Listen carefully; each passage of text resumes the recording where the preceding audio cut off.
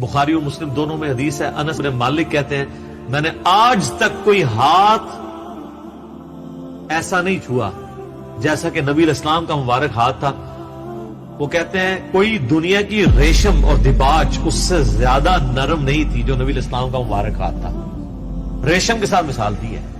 یہ نہیں ہے کہ نبی علیہ السلام جو ہے وہ آپ نے بڑی امیروں والی زندگی گزاری تھی، آپ نے تو مزدوری کی ہے، اس کے باوجود اللہ نے ایک پروٹوکول دیا کہ ہاتھ ان کا بہت نرم تھا۔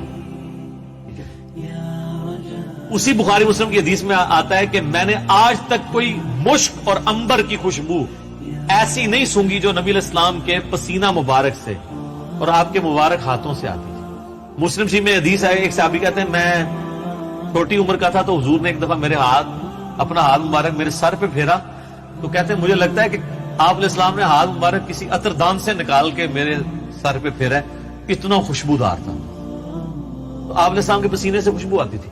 بخاری مسلم دونوں میں حدیث ہے کہ ام سلیم کہتی ہیں کہ نبی علیہ السلام ایک دفعہ سوئے ہوئے تھے تو آپ کو سوتی ہوئی حالت میں بہت پسینہ آتا تھا، تو ایک کھلے برتن کے وہ لے کے آئیں، ایک کھلا برتن، اور نبی اسلام کے مبارک پسینے کو انہوں نے جمع کیا۔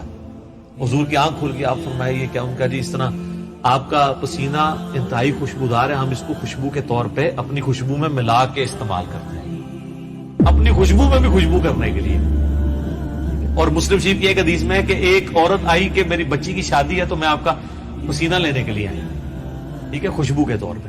اچھا، وہ بخاری مسلم کی اس حدیث میں ام سلیم نے جب یہ جواب دیا تو حضور نے فرمایا تم نے اچھا کام کیا، یعنی آپ نے اس کی تعریف کی، پسینہ مبارک آپ کی تو ہر چیز ہی جناب کمال ہے، تو کس بات کا ذکر کیا جائے؟ میں گھنٹوں اس پہ فی الودی کئی احادیث بیان کر سکتا ہوں آپ کے تبرکات کے اوپر۔ صحیح مسلم میں حدیث ہے نبی علیہ السلام فجر کے بعد سخت سردیوں میں بھی جب نکلتے تو مدینے کے لوگوں نے اپنے غلام باہر کھڑے کیے ہوتے برتن اٹھا کے، آپ علیہ السلام ایک ایک برتن میں اپنا ہاتھ ڈالتے جاتے تھے برکت کے لیے۔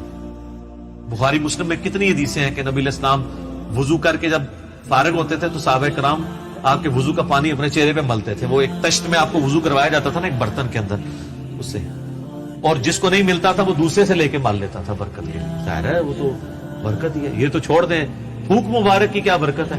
بخاری مسلم دونوں میں حضرت علی کو اشوب چشم تھا غزوہ خیبر کے موقع پر، حضور نے جب بلایا ہے تو ان کی تو آنکھیں بھی نہیں کھل رہی تھی، آپ نے مبارک لعاب لگایا تو شفا ہوگی۔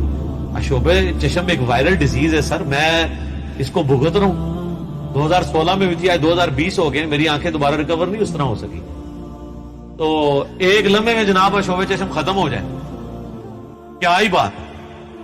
پھر آپ نے مبارک ہاتھوں سے زیرہ باندھ کے تو خیبر کے لیے روانہ کیا۔